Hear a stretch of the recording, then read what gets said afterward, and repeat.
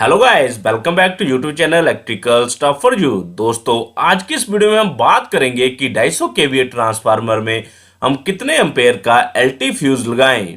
दोस्तों, LT fuse के बारे में जानने से पहले हमें पता होना चाहिए कि एलटी फ्यूज होते क्या हैं। तो दोस्तों, आपने अपने घरों के पास इस प्रकार का ट्रांसफार्मर का स्ट्रक्चर जरूर देखा होगा। अब दोस्तों, मैंने पहले ही वीडियो बनाई जिसमें मैंने एचजी फ्यूज के बारे में बात की जो कि यहाँ पर लगाए जाते हैं। बट दोस्तों, ऐसे ही ट्रांसफार्मर के नीचे ये एक मीटर लगाया जाता है, उसके बाद ये एक बॉक्स लगाया जाता है जिसे हम एलटी बॉक्स कहते हैं।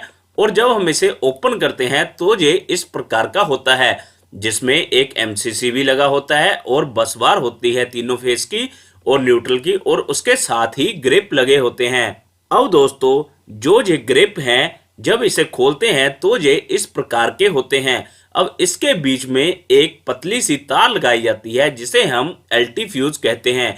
अब दोस्तों, इसे एलटी फ्यूज इसलिए कहा जाता है क्योंकि ये ट्रांसफार्मर की एलटी साइड मतलब सेकेंडरी साइड लगाया जाता है। तो दोस्तों, क्या 25 केवीए ट्रांसफार्मर के लिए या फिर 63 केवीए ट्रांसफार्मर के लिए या फिर 100 केवीए ट्रांसफार्मर के लिए सेम रेटिंग की एलटी फ्यूज लगाया जाता है? तो दोस्तों, ऐसा नहीं है। हर ट्रांसफार्मर की अलग कैपेसिटी होती है, तो उसी के हिसाब से यहाँ पर एलटी फ्यूज लगाया जाता है। अब अगर आपको डिटेल में समझना है तो पहले आपको इसकी वायरिंग के बारे में पता होना चाहिए। अब दोस्तों, अगर आप ध्यान दें तो यहाँ पर जो ट्रांसफार्मर है जहाँ से केबल आई है पहले हमारे एनर्जी मीटर की ओर और उसके बाद फिर से केबल इस एलटी बॉक्स में गई है। अब इसके कनेक्शन किस प्रकार से करते हैं? हम क्या करते हैं, रेड फेस से एक वायर को लूप करते हैं और जो ये रेड बस बार है इससे कनेक्ट करते हैं, जो कि ये केबल के कनेक्शन है। आप देख सकते हो अलग अलग केबल आई है। ऐसे ही हम येलो फेस को भी कनेक्ट करते हैं और उसके बाद हम ब्लू फेस को भी कनेक्ट करते हैं। अब दोस्तों, ये तीनों के तीनों कनेक्शन हमने इस एमसीसीवी के इनकमिंग पॉइंट पर किए हैं और जो न्यूट्रल के कनेक्शन है वो हम न्यूट्रल की बस बार से कनेक्ट कर देते हैं।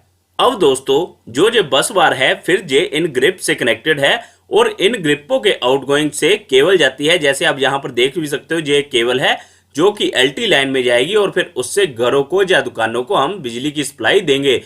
अब दोस्तों, जो इस ग्रिप में फ्यूज वायर लगेगी वो डिपेंड करती है इस केबल में कितना करंट फ्लो करेगा या फिर इन बस बार में कितना करंट फ्लो करेगा, उस पर डिपेंड करती है। अब क्योंकि जो ट्रांसफार्मर है उसकी रेटिंग होती है तो उसकी कुछ ना कुछ कैपेसिटी होगी, उसका फुल लोड करंट होगा, उसी पे डिपेंड करता है कि हमें कितने एम्पेयर का एलटी फ्यूज लगाना होता है। तो दोस्तों, किसी भी ट्रांसफार्मर को एलटी फ्यूज लगाने से पहले हमें उसका फुल लोड करंट जो कि एलटी करंट है वो निकालना पड़ेगा।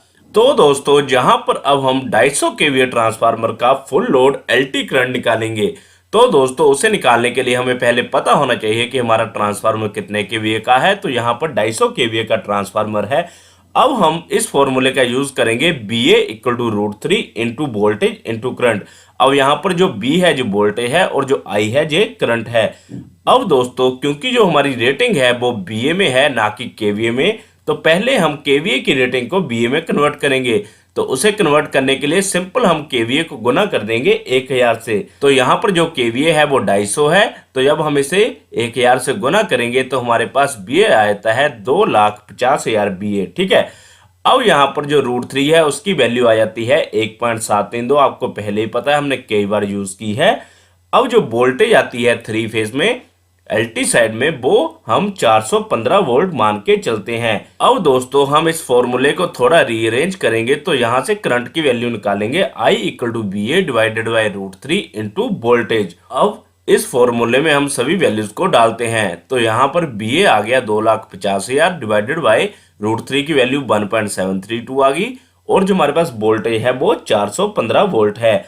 तो दोस्तों, अब हम इस वाली फिगर को कैलकुलेट करेंगे। तो जब हम कैलकुलेट करेंगे हमारे पास एलटी करंट आ जाता है 347.81 एम्पेयर। तो इसका मतलब ये हुआ कि ये जो हमारी वायर्स है यहाँ से फुल लोड एलटी करंट जो फ्लो करेगा वो 347 एम्पेयर फ्लो करेगा। अब दोस्तों, अगर हम इससे ज्यादा लोड इस ट्रांसफार्मर पर डालेंगे तो होगा क्या, हमारा ट्रांसफार्मर ओवरलोड कंडीशन में चलेगा जिससे उसकी बाइंडिंग हीट होगी और उसका लाइफ भी कम हो जाएगी और इसके जलने के भी चांसेस बढ़ जाते हैं। और वैसे भी जो हमारी केबल होती है वो भी ट्रांसफार्मर की रेटिंग के हिसाब से डाली होती है, तो केबल भी हीट होनी शुरू हो जाती है। तो इसलिए हमें 347 एम्पेयर से ज्यादा लोड नहीं डालना चाहिए 250 केवीए के ट्रांसफार्मर पर। तो दोस्तों अब हम कितने एम्पेयर का एलटी फ्यूज लगाएंगे, तो यहां से हमें क्लियर हो गया कि हम 347 एम्पेयर तक मैक्सिमम एलटी फ्यूज लगा सकते हैं। तो दोस्तों इस प्रकार से आप किसी भी कैपेसिटी के ट्रांसफार्मर के लिए निकाल सकते हो कि उसको कितने एम्पेयर का एलटी फ्यूज लगेगा। दोस्तों वीडियो इन्फॉर्मेटिव लगा हो तो लाइक और शेयर जरूर करें और ऐसी और वीडियोस के लिए चैनल को सब्सक्राइब जरूर कर लें। Thank you guys.